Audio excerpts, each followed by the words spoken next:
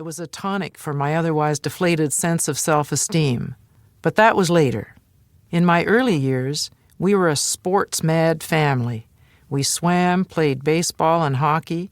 Dad would rent the local skating rink for an hour on Sundays after church. And on Saturday nights during the winter and all through the Stanley Cup playoffs, watched hockey games religiously around the family TV. It was a 19-inch black and white Westinghouse with chrome legs that sat in my parents' bedroom. All 8 of us and assorted friends sprawled in awkward configurations on the bed or the floor to watch it. In his later years, whenever the Canadiens were playing, Dad would don his official Guy Lafleur number 10 jersey. They were an active bunch, my brothers.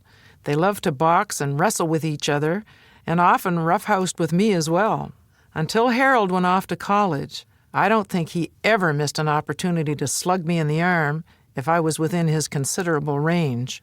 He was merciless with all of us. On the day he left, Stuart, Bruce, and I cheered lustily from the back porch of our big Main Street home. On my 16th birthday, 2 of the older boys administered the traditional 16 slaps to my butt with such enthusiasm that I was brought to tears. I would fight back, writhing, wriggling, flailing, screaming, and complaining frequently to Mum, but usually without results. The precise circumstances of one incident are lost in the mists of memory, but Harold had pushed me a little too far, and in a moment of anger, I picked up a small rock and hurled it at him, nicking his ear.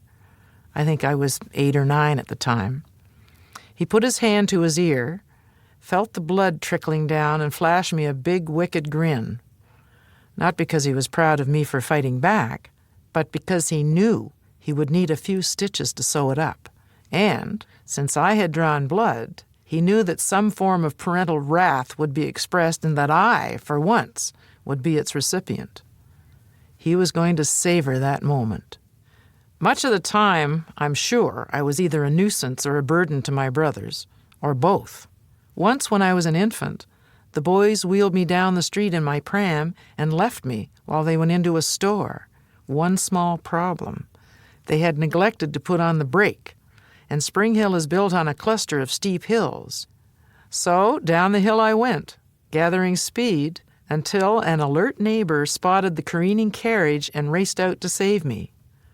But for that timely intervention, my music career might have been aborted very early. On another occasion, while I was still a toddler, I was again consigned to the less than scrupulous care of the older boys.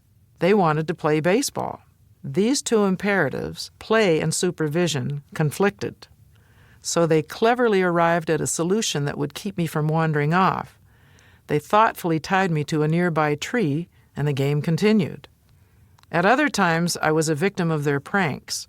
Walking home at night from movies at the community hall in Northport, where we spent our summers, they would run ahead of me and hide in ditches and behind trees, leaving me alone in complete darkness.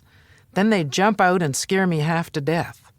In turn, when I was charged with their care, I often regarded my younger brothers as an unwelcome responsibility.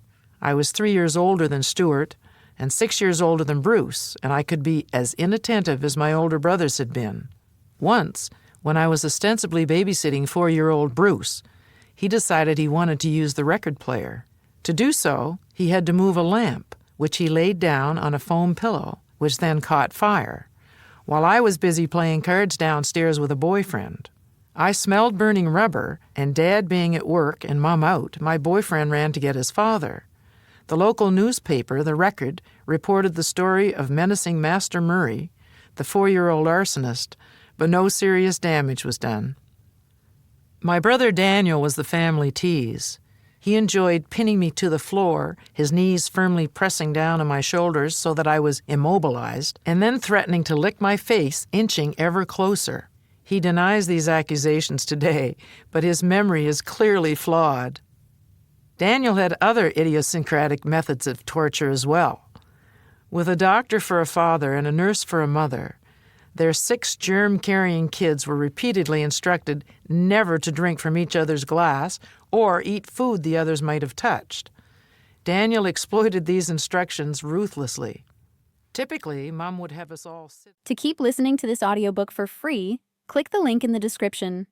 It will take you to a free Audible trial where you can listen to this and many other books for free for 30 days.